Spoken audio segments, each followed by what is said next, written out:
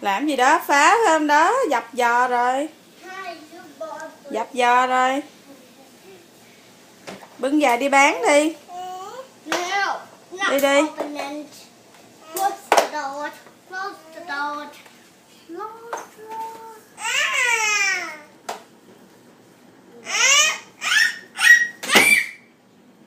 Dữ à. Rồi, đã đóng cửa rồi, nó không cho ra rồi. Là sao? Giờ làm sao? Kêu nó mở cửa đi. Kêu Khang, mở cửa. Con kêu nó mở cửa cho con đi. Đập cửa đi, đập cửa.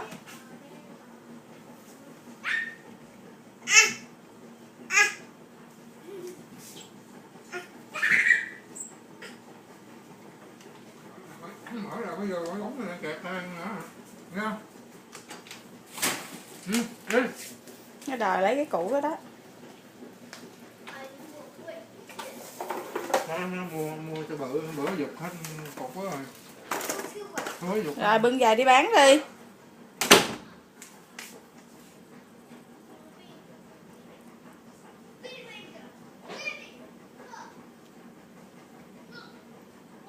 Leo lên vậy đó.